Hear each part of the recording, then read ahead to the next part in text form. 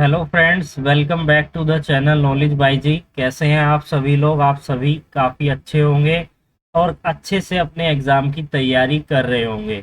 अभी recently APO Rajasthan के लिए एपीओ की वैकेंसी निकली है। आप सभी काफ़ी अच्छे तरीके से अपने एग्ज़ाम की तैयारी कर रहे होंगे, आई होप सो।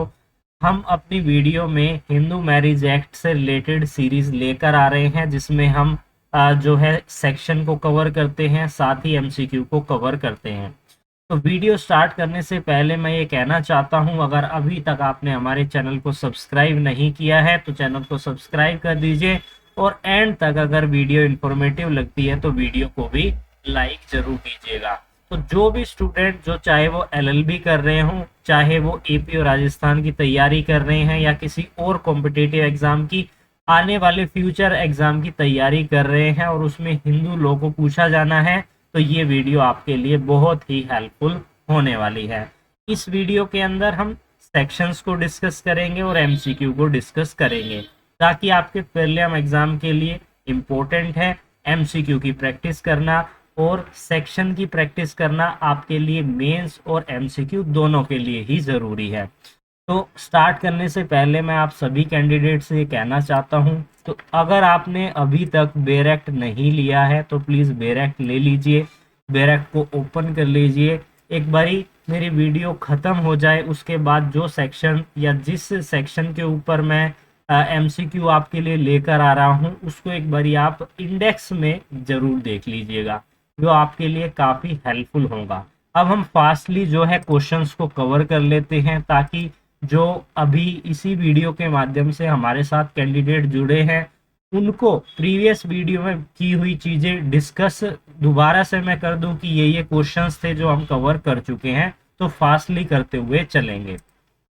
अभी तक हमने सबसे पहला क्वेश्चन हमने डिस्कस किया था कि हिंदू मैरिज एक्ट के अंदर किस चैप्टर में हिंदू मैरिज टर्म को डिफाइन किया गया है। तो चैप्टर नंबर 2 इसके बारे में डील करता है। अगला क्वेश्चन हमने डिस्कस किया था कि हिंदू मैरिज एक्ट 1955 में टोटल नंबर ऑफ सेक्शन कितने हैं। Total number of 6 chapter, section नहीं सॉरी, चैप्टर कितने दिए गए हैं, तो टोटल 6 चैप्टर दिए गए हैं। ये रिवीजन करना बहुत इंपॉर्टेंट है, फास्टली रिवाइज करेंगे, डिटेल में नहीं करेंगे, ताकि आपके क्वेश्चंस कवर होते रहें और आपको मोटी मोटी चीजें याद रहें। कंडीशन हिंदू मैरिज एक्ट 1955 में कंडीशन हिंदू मैरिज की कहां पर डिफाइन की गई है? सेक्शन नंबर 5 के अंदर डिफाइन की गई है। इन सभी में से कौन सी कंडीशन नहीं है हिंदू मैरिज की? तो कंडीशन 5 में डिफाइन की गई है, सेक्शन नंबर 5 में। अब इन सभी में से कौन सी नहीं है? सेकंड नंबर की मैं डिटेल में बता चुका हूं क्यों नहीं है, क्योंकि वहां पर इनकैपेबल वर्ड का इस जगह पर यूज हुआ था, लेकिन यहाँ पर कैपेबल वर्ड का यूज किया गया है। उसके बाद अगला क्वेश्चन हमने डिस्कस किया था कि एक स्टेटमेंट दी गई है, और ये स्टेटमेंट कहाँ से ली गई है। स्टेटमेंट क्या थी कि द पार्टीज आर नॉट पिंडाज ऑफ ईच अदर, यानी एक ही पिंड के नहीं होने चाहिए, unless the custom and usage govern each of them permit of a marriage between the two, यानी कि उनके रीति रिवाज उन्हें इस तरीके की शादी करने के लिए हाँ करते हैं, यानी कि इस तरीके से शादी करने के लिए कस्टम उन्हें कहते हैं कि कस्टम के अनुसार, हमारे कस्टम के अनुसार इस तरीके की शादी हो सकती है, तब तो सही है। अदरवाइज अगर वो स्पांडाज है, स्पिंडाज है एक दूसरे के, तो वो वहां पर हिंदू लॉ के अंदर मैरिज नहीं कर सकते, जो कि एक मैरिज के लिए एसेंशियल कंडीशन हमारी आ जाती है। उसके बाद सेक्शन नंबर 5 को हमने डिटेल में डिस्कस किया था, इसको भी आप एक बारी देख लीजिएगा, हिंदी में भी इसको एक बारी रीड कर लीजिएगा। उसके बाद अगला क्वेश्चन हमने डिस्कस किया था कि सेरेमनीज को कहां पर डिफाइन किया गया है। इंडेक्स आपको बिल्कुल अच्छे से याद हो जाएगा, सेक्शन आप अच्छे से याद कर पाएंगे। चैप्टर नंबर 2 के अंदर कंडीशन दी गई है। कंडीशन 5 सेक्शन नंबर 5 में, सेरेमनीज किस सेक्शन में दी गई है? सेक्शन नंबर 7 के अंदर। सेक्शन 6 अगर आप पढ़ेंगे तो वहां पर गार्जियनशिप की बात की गई। सेक्शन 8 पढ़ेंगे तो आपके रजिस्ट्रेशन की बात की गई है। मेरे को ये चीजें याद कैसे है? क्योंकि मैं प्रैक्टिस कर रहा हूँ, आपको पढ़ा रहा हूँ, प्रैक्टिस करता हूँ, तो मेरे को चीजें याद रहती। इसी तरीके से अगर आप भी प्रैक्टिस करते रहेंगे तो आपको भी चीजें याद रहेंगी। चैप्टर नंबर 2 जो बात करता है किसके बारे में? हिंदू मैरिज के बारे में। हिंदू मैरिज के अंदर हमारा कौन सा टर्म आता है? सेरेमनीज। सेरेमनीज कहां पर दी गई है? सेक्शन नंबर 7 में। अब अगला क्वेश्चन डिस्कस करते हैं, सप्तपदी का क्या मतलब है इन सभी ऑप्शंस में से, जो कि सेक्शन 7 इसके बारे में बात करता है। सेक्शन 7 में क्या दी गई है, सेरेमनीज की बात की गई है। उसी के अंदर जब आप डिटेल में सेक्शन को पढ़ेंगे वहां पर सप्तपदी वर्ड को शामिल किया गया है। अब इसका क्या मतलब होता है, यानी कि जो दूल्हा है जो दुल्हन है दोनों अग्नि के, पवित्र अग्नि के 7 स्टेप लेंगे, यानी कि 7 फेरे लेंगे, उसे हम सप्तपदी कहेंगे, जैसा कि आपको यहाँ पर पढ़ने से ही पता चल रहा है। मैं हिंदू मैरिज एक्ट 1955 के अंदर हिंदू मैरिज के रजिस्ट्रेशन की बात किस सेक्शन में की गई है, तो सेक्शन नंबर 8 में की गई है। बात करते हैं, ये एक ऐसी स्टेटमेंट है यानी कि किसी स्टेट के अंदर मैरिज करना वो मैंडेटरी कर दिया गया है। अब यहाँ पर आप उस कंडीशन का वोलेशन कर रहे हो तो आप पर कितनी पनिशमेंट दी जाएगी, और पनिशमेंट जो दी जाएगी वो फाइन के रूप में आपसे ली जाएगी। तो यहाँ पर 25 रुपए आपसे लिए जाएंगे, इसलिए सेकंड ऑप्शन इसका सही है। कौन सा चैप्टर है जो रेस्टिट्यूशन ऑफ कॉन्जुगल राइट और जुडिशियल सेपरेशन की बात करता है। अब ये रेस्टिट्यूशन ऑफ कॉन्जुगल राइट है क्या, जुडिशियल सेपरेशन है क्या, ये भी तो हमें पता होना चाहिए। तो रेस्टिट्यूशन ऑफ कॉन्जुगल राइट का मतलब मैं आपको सिंपली समझा देता हूँ। रेस्टिट्यूशन ऑफ कॉन्जुगल राइट का मतलब होता है जब कोई एक पार्टी बिना किसी रीजन के अपने आप को आपसे अलग कर लेते हैं। Suppose that husband and wife है, अब वाइफ विदाउट रीजन घर को छोड़कर चली गई है। As a husband and wife जो उनकी ड्यूटी है वो फॉलो नहीं कर रहे हैं, तो ऐसे में क्या करेंगे, वो सेक्शन 9 के अंदर क्या करेंगे, सेक्शन 9 बात करता है। यहाँ पर तो चैप्टर पूछा गया है, लेकिन जब हम रेस्टिट्यूशन ऑफ कॉन्जुगल राइट की बात करते हैं तो यह पेटिशन किस सेक्शन में फाइल की जाती है, सेक्शन नंबर 9 के अंदर। तो सेक्शन 9 में आप पेटिशन फाइल कर सकते हैं और जो अपनी वाइफ है उसको कह सकते हैं कोर्ट के समक्ष जाकर कि इसको जो है बुलाया जाए और इससे ये कहा जाए कि ये हमारे साथ मिलकर रहे, बिना किसी छोटे मोटे कारण से ये हमें छोड़कर चली गई है। तो ये सही नहीं है। तो कौन सा चैप्टर है जो डील करता है इन दोनों से, जुडिशियल सेपरेशन और कॉन्जुगल राइट से। जुडिशियल सेपरेशन को आज हम डिटेल में भी समझेंगे। सेक्शन 7 सेरेमनीज के बारे में बताया गया है, डिटेल में हम कवर कर चुके हैं, एक बार इस आप प्रीवियस वीडियो को जरूर देख लीजिएगा। बात करते हैं अगले क्वेश्चन के बारे में। वॉइड मैरिज किस सेक्शन में डिफाइन की गई है, सेक्शन नंबर 11। यहाँ से बता देता हूँ, सेक्शन नंबर 8 किस बारे में बात करती है, रजिस्ट्रेशन के बारे में। सेक्शन नंबर 9 बात करती है रेस्टिट्यूशन ऑफ कॉन्जुगल राइट के बारे में। सेक्शन नंबर 10 बात करती है किसके बारे में, जुडिशियल सेपरेशन के बारे में। सेक्शन नंबर 11 बात करती है वॉइड मैरिज के बारे में। अब अगर हस्बैंड और वाइफ जो है कॉन्जुगल राइट के रेस्टिट्यूशन के लिए पिटीशन फाइल करना चाहते हैं डिस्ट्रिक्ट कोर्ट में, तो क्या वो केवल हस्बैंड ही कर सकता है या केवल वाइफ ही कर सकती है, हमारा क्वेश्चन ये है। तो हस्बैंड चाहे तो हस्बैंड कर सकता है, वाइफ चाहे तो वाइफ कर सकती है, अगर उसके अपोजिट जो स्पाउस है उसने विदाउट एनी रीजन उसको छोड़ दिया है। तो दोनों के पास ये राइट है सेक्शन 9 के अंदर पिटीशन फाइल करने का। अब डिवोर्स से रिलेटेड कौन सा सेक्शन है आप सभी को पता होगा, आप कभी भी नहीं भूलेंगे, नॉर्मली भी हम सुनते हैं। अगर आप लॉ के स्टूडेंट हो तो आपको जरूर पता होगा, सेक्शन नंबर 13 जो है इससे डील करता है। चलते हैं अपने अगले क्वेश्चन के बारे में। आई होप आप इस वीडियो से इंफॉर्मेशन ले पा रहे होंगे और हम चीज़ों को याद कर रहे हैं, भले ही हम थोड़ा सा टाइम ज़्यादा दे रहे हैं अपनी पढ़ाई में, चीज़ों को याद कर रहे हैं। ये नहीं है कि मैं पहले की चीज़ें आपको दोबारा समझा रहा हूँ तो इससे आपको कोई बेनिफिट नहीं मिलेगा। जब आप चीज़ों को, एक छोटा बच्चा भी होता है जब वो चीज़ों को बार बार सुनता है तभी तो वो बोलना चालू करता है। इसी तरीके से अगर हम चीज़ों को रिपीट करते रहेंगे तो हमारे माइंड में रहेंगी, अदरवाइज वो सारी चीज़ें जो है माइंड से स्किप कर जाएंगी। यही रूल है। कौन सा ग्राउंड है इन सभी में से जो ये कहता है कि हस्बैंड एंड वाइफ डिवोर्स की पिटीशन फाइल कर सकते हैं। इन तीनों ऑप्शंस के अनुसार इन तीनों ग्राउंड पर जो है डिवोर्स पिटीशन फाइल की जा सकती है हस्बैंड और वाइफ के द्वारा। जुडिशियल सेपरेशन की बात की गई है, कौन सा सेक्शन है मैं आपको बता चुका हूं, सेक्शन नंबर 10। सेक्शन नंबर 8 को हमने डिस्कस किया था जहां पर रजिस्ट्रेशन की बात की गई थी कि रजिस्ट्रेशन क्यों जरूरी है। रजिस्ट्रेशन हमारे प्रूफ के लिए होता है, समय समय पर इंस्पेक्शन किया जाता है, इसके लिए प्रॉपर फीस ली जाती है। अगर आप रजिस्ट्रेशन करवाना चाहते हैं, रजिस्ट्रेशन करवाने के लिए आपको नेसेसरी डॉक्यूमेंट्स की ज़रूरत होती है एज एन हिंदू।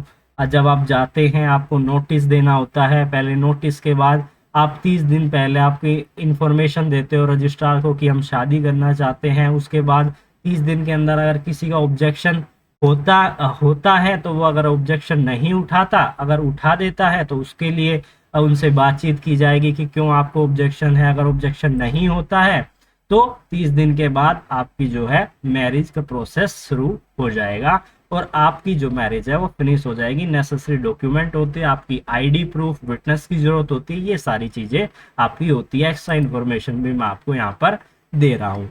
बात करते हैं अगले क्वेश्चन के बारे में कि कौन सा इस ये स्टेटमेंट किस सेक्शन से ली गई है। स्टेटमेंट क्या कह रही है, डायरेक्ट हमारा ये कहता है कि अगर आपकी मैरिज हो गई है और 1 साल के अंदर, आप मैरिज के 1 साल के अंदर डिवोर्स पिटीशन फाइल नहीं कर सकते हैं। ये कौन सा सेक्शन डील करता है, सेक्शन नंबर 14। बात करते हैं अगले क्वेश्चन के बारे में। अगर आप जुडिशियल सेपरेशन लेना चाहते हैं तो जुडिशियल सेपरेशन के लिए जो मैरिज की पार्टी है किन ग्राउंड पर, इन सभी में से किन ग्राउंड पर वो पिटीशन फाइल कर सकती हैं, तो इन तीनों ग्राउंड पर वो जो है पिटीशन फाइल कर सकती है कोर्ट के समक्ष। बात करते हैं अगले क्वेश्चन के बारे में, न्यूअलिटी ऑफ मैरिज एंड डिवोर्स। ये आपने देखा होगा कि हम चैप्टर्स की हेडिंग को नहीं पढ़ते हैं। मैं आपको एक बार रिवाइज करवा देता हूँ। जब हम चैप्टर फर्स्ट को पढ़ते हैं तो उसकी सब हेडिंग क्या कहती है, वो कहती है प्रिलिमिनरी के बारे में, जिसमें कि 4 सेक्शन आ जाते हैं। सबसे पहला आता है शॉर्ट टाइटल, लॉन्ग टाइटल, फिर एक्ट की एप्लीकेशन, डेफिनेशन क्लोज आता है, एक्ट का ओवरराइडिंग इफेक्ट। चैप्टर नंबर 2 जब हम बात करते हैं तो उसमें हिंदू मैरिज की सब हेडिंग दी गई है, जिसमें हमारी आ जाती है कंडीशन, आ जाती है गार्जियनशिप की बात की गई है, सेरेमनीज की बात की गई है और रजिस्ट्रेशन की। एक चीज को याद रखना है, गार्जियनशिप को अमेंडमेंट के द्वारा हटा दिया गया है, उसको अमेंड कर दिया गया है, रिपील्ड कर दिया गया है अमेंडमेंट के द्वारा। जब हम चैप्टर नंबर 3 को पढ़ते हैं तो वो हमें बताता है nullity of marriage and divorce के ये चैप्टर नंबर 4 बात करता है nullity of marriage and divorce. Chapter number 3 जब हम पढ़ते हैं तो वो बात करता है restitution of conjugal right and judicial separation की। तो ये सब हेडिंग भी जो है एग्जाम में पूछ ली जाती है। जरूरी नहीं है कि जो मैं पढ़ा रहा हूँ वही आए, इससे अलग भी पूछा जा सकता है। फ्यूचर तो कोई नहीं देख सकता, लेकिन हमें किसको पढ़ना है, लॉ को पढ़ना है। जो हमारे बेयर एक्ट्स के अंदर लिखना है हमें उन्हें पढ़ना है, क्योंकि हमारा सिलेबस तो वो बेयर एक्ट है ना, उसी में से तो पूछा जाएगा, लेकिन क्वेश्चन घुमा फिरा के पूछे जा सकते हैं। बात करें अगले क्वेश्चन के बारे में, ये एक स्टेटमेंट है जिसमें कि यह पूछा गया है कि मैरिज संपन्न होने के बाद, इस एक्ट के बनने के बाद अगर नल एंड वॉइड है, और नल एंड वॉइड का क्या कारण है कि आपने सेक्शन नंबर 5 के कुछ क्लोज का वोलेशन किया है। अब वो क्लोज कौन से हैं, ये यहाँ पर ऑप्शन में आपको देखने को मिलेगा। पहला क्लोज है, 4th क्लोज है और 5th क्लोज है। इनका अगर आपने वोलेशन किया है तो वॉइड मैरिज जो है हो जाएगी, नल एंड वॉइड उसे डिक्लेयर कर दिया जाएगा। बात करते हैं अगले क्वेश्चन के बारे में कि इसको आप स्टेटमेंट को पढ़िए, that the respondent was at the time of marriage pregnant by some other person other than the petitioner. यानी कि जिसने पिटीशन फाइल की है वो ये कह रहा है कि ये तो पहले ही इसके पेट में किसी और का बच्चा है, तो मैं इससे मैरिज क्यों करूं। तो क्या ये वॉइड होगी, वैलिड होगी, वॉइडेबल होगी, किस तरीके की मैरिज होगी, तो वॉइडेबल हो सकती है। क्योंकि जो है क्या ये इस बात पर दूसरी पार्टी एग्री कर ले, चलो ठीक है, पहले उसने बता दिया कि उसके बाद वो कह रहे हैं कि हाँ ठीक है, चलो ठीक है, उसके बाद भी वो शादी कर लेते हैं, तो इस तरीके की मैरिज को वॉइडेबल मैरिज जो है डिक्लेयर किया जाता है। वॉइडेबल, वैलिड और वॉइड दोनों हो सकती हैं। सेक्शन 9 को हम डिटेल में कवर कर चुके हैं। अब हम चलते हैं हमारे आज के क्वेश्चंस पर, और आज की सेक्शंस को फिर हम जो है डिस्कस करेंगे। जस्ट वेट 1 मिनट, उसके बाद हम आज के जो क्वेश्चंस हैं उनको डिस्कस करेंगे। क्या कह रहा है हमारा ये क्वेश्चन नंबर 21 को आज हम डिस्कस करने वाले हैं, यहीं से स्टार्ट करेंगे। क्या कह रहा है कि म्यूचुअल डिवोर्स की बात कहाँ पर की गई है, म्यूचुअल कंसेंट के द्वारा डिवोर्स जहाँ पर लिया जाता है, कौन सी सेक्शन है जो इस बारे में डील करती है। सेक्शन नंबर 11 किसके बारे में बात करती है? बात करती है वॉइड मैरिज के बारे में। सेक्शन नंबर 13 डिवोर्स के बारे में बात करती है। सेक्शन नंबर 13 ए जो बात करती है कि डिवोर्स के समय पर प्रोसीडिंग चल रही है और वहां पर कुछ रिलीफ है, उनमें परिवर्तन करना है, तो उससे डील करता है। और सेक्शन नंबर 13 कैपिटल बी जो बात करता है म्यूचुअल कंसेंट के द्वारा। म्यूचुअल कंसेंट के द्वारा जब डिवोर्स लिया जाता है, ये इस तरीके का डिवोर्स होता है जो कि कम समय में कोर्ट के द्वारा मिल जाता है, क्योंकि हस्बैंड एंड वाइफ दोनों एक दूसरे की कंडीशंस पर एग्री होते हैं कि अगर बच्चा है तो बच्चे की कस्टडी क्या होगी, कुछ एलिमनी देनी है तो ये एलिमनी दी जाएगी, या एलिमनी नहीं ले रहे हैं, केवल डिवोर्स लेना चाहते हैं तो डिवोर्स ले लीजिए। सीधे सीधे कुछ ही तारीख के अंदर केस को जो है शॉर्ट आउट कर दिया जाता है।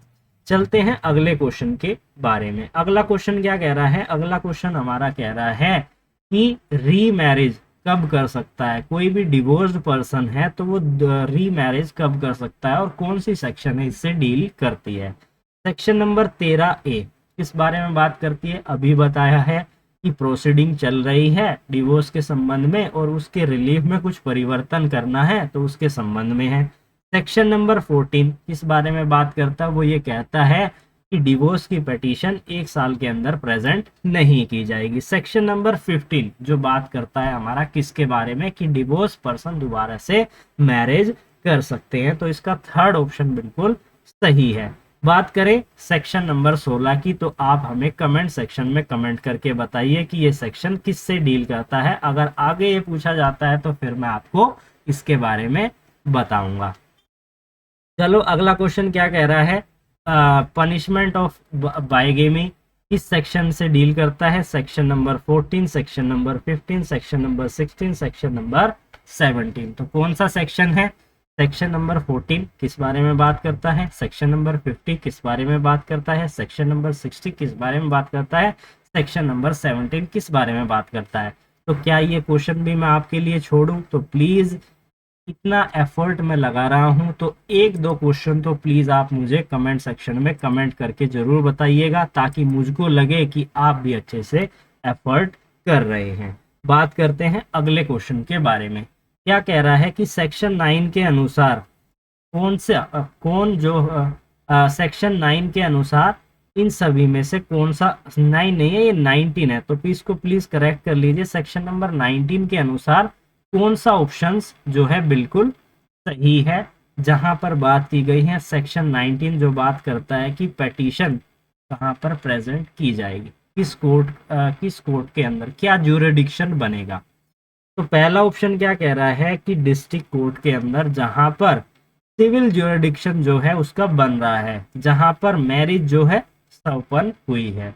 दूसरा ऑप्शन कह रहा है कि जहां पर respondent at the time of presentation of petition is residing, यानी कि जहां पर रिस्पोंडेंट रह रहा है जब इस पिटीशन को प्रेजेंट किया गया है। थर्ड ऑप्शन क्या कह रहा है कि लास्ट वो दोनों कहाँ रह रहे थे, दोनों husband and wife. Fourth option है इन सभी को। तो इसका जो सही जवाब है वो है हमारा फोर्थ ऑप्शन। इसके लिए आपको कौन से सेक्शन को पढ़ना होगा? सेक्शन नंबर 19 को आपको पढ़ना होगा। बात करते हैं अगले क्वेश्चन के बारे में कि कौन सा सेक्शन है जो डील करता है सीपीसी के अंदर अगर एप्लीकेशन कोई फाइल करनी है, क्योंकि ये सिविल मैटर है, डिवोर्स का मैटर है, सिविल मैटर है, तो ऐसे में कौन सा सेक्शन इससे डील करता है? सेक्शन नंबर 90 डील करता है, 20 डील करता है, 21 डील करता है, या फिर 22 डील करता है? तो इसके लिए आपको क्या पढ़ना होगा? इसके लिए आपको बेयर एक्ट को पढ़ना होगा। और ये बेयर एक्ट क्या कहता है? ये बेयर एक्ट हमें बताता है कि कौन सी सेक्शन कहां पर किस बारे में बात करती है। तो बेयर एक्ट का इंडेक्स बहुत जरूरी है जब आप एमसीक्यू की प्रैक्टिस करते हैं। इसमें साफ साफ लिखा हुआ है कौन सी सेक्शन है जो डील करती है सीपीसी की एप्लीकेशन के लिए। सेक्शन नंबर 21 में ये लिखा हुआ है कि कोड ऑफ सिविल प्रोसीजर की एप्लीकेशन, अगर डिवोर्स प्रोसीडिंग में हमें कोई एप्लीकेशन फाइल करनी है तो वो हम इस सेक्शन के अनुसार जो है फाइल कर सकते हैं। कौन सी सेक्शन के अनुसार? सेक्शन नंबर 21 के अनुसार। मैं यहाँ पर इसको राउंड कर देता हूँ, सेक्शन नंबर 21 के अनुसार।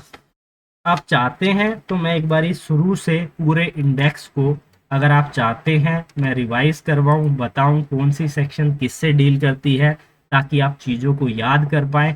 उससे पहले हम अपनी जो आज की सेक्शन है उसको समझ लेते हैं, ताकि वो ना छूट जाए और वीडियो काफ़ी लंबी ना हो जाए। आज हम सेक्शन नंबर 10 को समझने वाले हैं। सेक्शन नंबर 10 जो बात करती है जुडिशियल सेपरेशन के बारे में। जुडिशियल सेपरेशन क्या कह रहा है बेरेट? सिंपल शब्दों में अगर हम समझे तो जुडिशियल सेपरेशन का एक्चुअली में मतलब क्या होता है।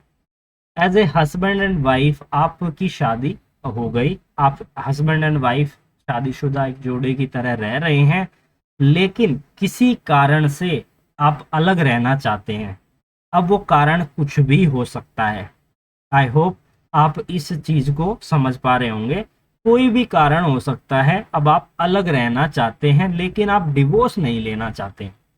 डिवोर्स ले लिया तो आपका और उनका कोई रिलेशन नहीं होगा, लेकिन आप शादी को बनाए रखना चाहते हैं, फिर भी अपने स्पाउस से अलग रहना चाहते हैं। तो आपके पास क्या ऑप्शन है? तो आपके पास ऑप्शन है कि आप कोर्ट में सेक्शन 10 के अंदर एक पिटीशन फाइल करें और अपने हस्बैंड से जो है जुडिशली सेपरेट रहें, यानी कि जो हस्बैंड है उससे आप अलग रहें, ये डिग्री आपको कोर्ट पास कर दे। यानी कि आप एक तरीके से अलग रहने के लिए कुछ समय दे रहे हैं। यानी कि आप चाहे हस्बैंड हैं चाहे आप वाइफ हैं, आप बता रहे हैं दूसरे स्पाउस को, अगर सही तरीके से हस्बैंड और वाइफ कार्य करेगा तो मैं फिर से इनके साथ कंबाइंड हो जाऊंगा, नहीं तो मैं डिवोर्स लेके अलग हो जाऊंगा। जुडिशियल सेपरेशन करने के बाद ये लीगली राइट हमें मिल जाता है कि मेंटेनेंस की बात करें, वो हमें लीगली राइट होता है, क्योंकि डिवोर्स तो हुआ नहीं है, जुडिशियली सेपरेशन की डिग्री आई है, फिर भी हम हस्बैंड एंड वाइफ जो है कानून की नज़र में है। इतना आपको समझ में आ गया तो अब हम समझते हैं इसकी वर्डिंग को। Either party to a marriage whether solemnise before and after the commencement of this act में present a petition pray for a decree for a judicial separation on a ground specifying subsection 1 of section number 13।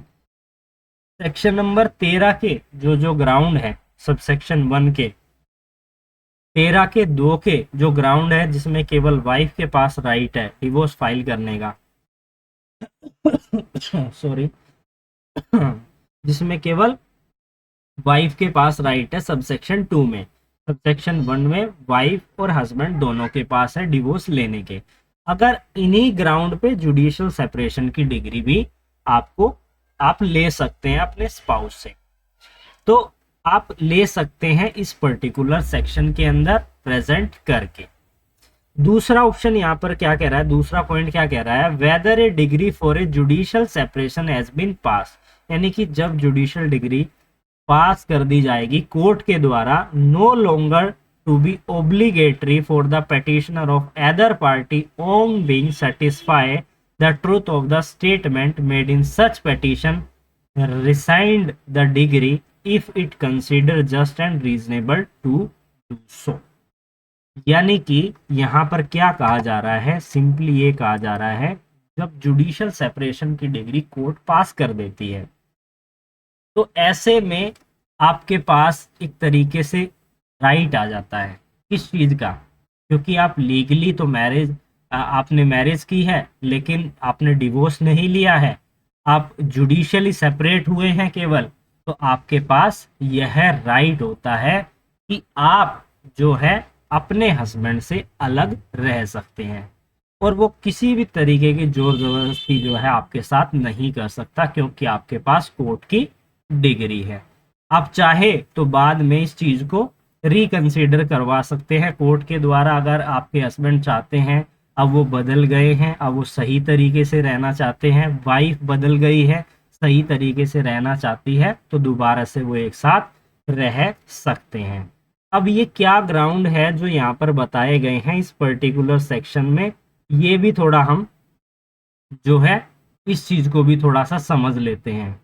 ये जो ground बताए गए हैं यहाँ से यहाँ तक, ये जो वाइफ और हस्बैंड दोनों के पास राइट होता है जुडिशियल सेपरेशन के लिए, इसके बाद दूसरी स्लाइड जो आ रही है इसमें ये सारे ग्राउंड है जिसमें केवल वाइफ के पास राइट होता है जुडिशियल सेपरेशन की डिग्री लेने का कोर्ट से।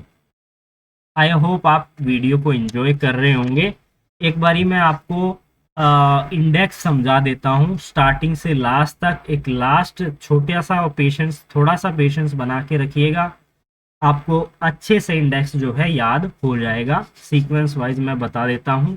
चैप्टर नंबर 1 जो प्रिलिमिनरी की बात करता है, जिसमें section 1 short title long title, section number 2 जो एक्ट की एप्लीकेशन की बात करता है, सेक्शन नंबर 3 जो बात करता है डेफिनेशन क्लोज की, सेक्शन नंबर 4 जो बात करता है एक्ट के ओवरराइडिंग इफेक्ट के बारे में।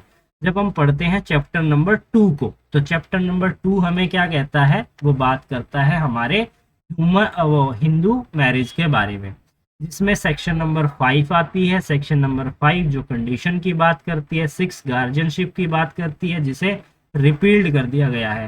सेक्शन नंबर 7 सेरेमनीज की बात करती है। सेक्शन नंबर 8 रजिस्ट्रेशन की बात करती है।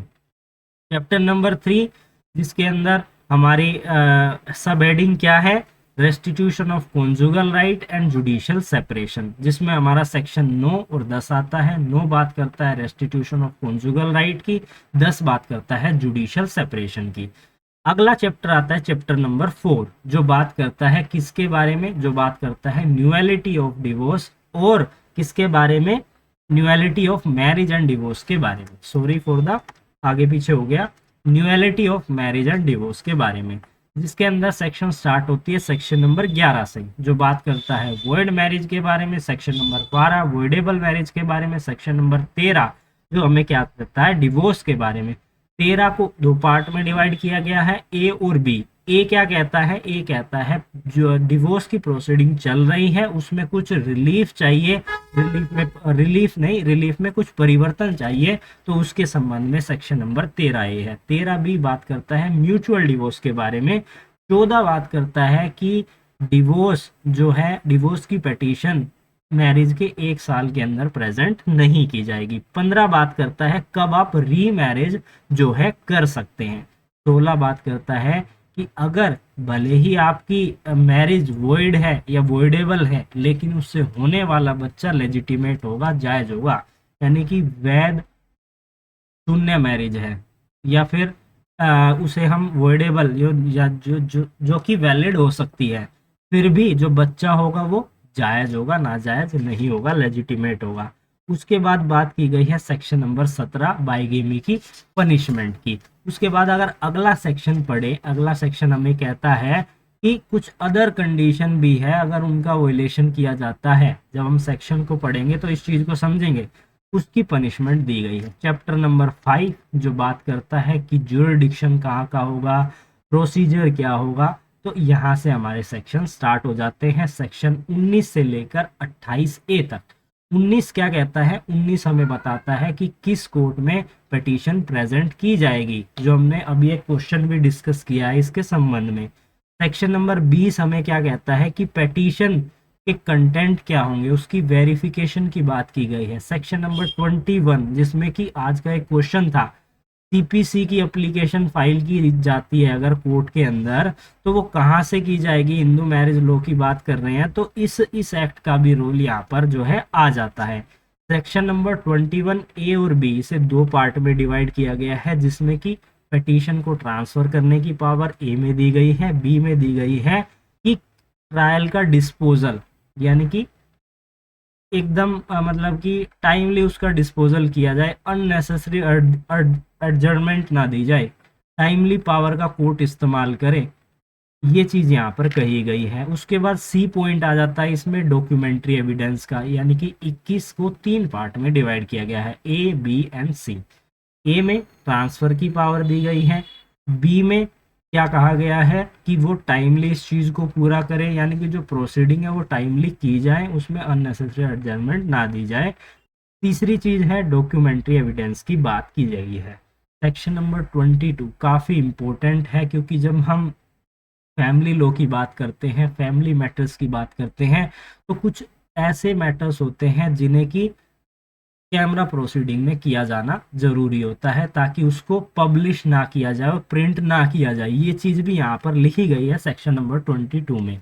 ये जो ऐसे क्वेश्चन है जो आपसे पूछ लिए जाते हैं कि हिंदू मैरिज एक्ट के अंदर कहाँ पर लिखा हुआ है कि कैमरा प्रोसीडिंग होगी, और कैमरा प्रोसीडिंग क्या वो पब्लिश कर दी जाती है, क्या वो प्रिंट कर दी जाती है? तो वो प्रिंट नहीं की जा सकती। स्पेसिफिकली मेंशन किया गया है section number 22 of Hindu marriage act 1955 के अंदर।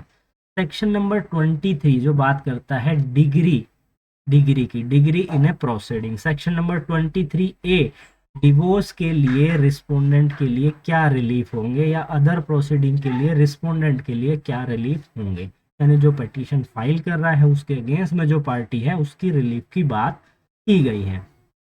बात करें 24 की, मेंटेनेंस पेंडेंट लाइट और एक्सपेंसेस ऑफ द प्रोसीडिंग, यानी कि यहाँ पर क्या की गई है, मेंटेनेंस पेंडेंट डिलाइट, यानी कि जब पिटीशन फाइल की जाती है तभी मेंटेनेंस के लिए एक पेंडेंट डिलाइट मेंटेनेंस की एप्लीकेशन फाइल कर दी जाती है। टेम्परेरी रूप से मेंटेनेंस जो है कोर्ट से पार्टी लेने की कोशिश करती है। उसके बाद है सेक्शन नंबर 25, परमानेंट एलिमनी और मेंटेनेंस, यानी कि ये परमानेंट बांध दी जाएगी कि इतना मेंटेनेंस आपको जो है देना है, परमानेंटली एक राउंड फिगर कर दिया जाता है। सेक्शन नंबर 26 जो बात करता है मैरिज के अंदर अगर बच्चे का जन्म हुआ है तो उसकी कस्टडी किसके पास होगी।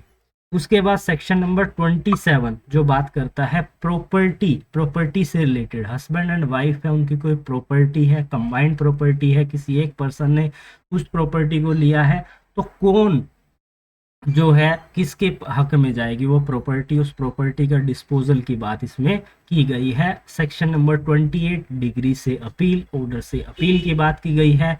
उस डिग्री और ऑर्डर को एनफोर्स करने की बात 28A में की गई है।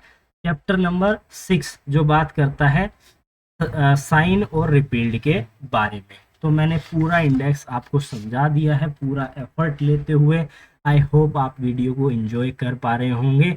अगर आपको कोई भी लीगल हेल्प चाहिए तो आप मुझे कमेंट सेक्शन में कमेंट कीजिए, मैं आपकी ज़रूर मदद करूँगा।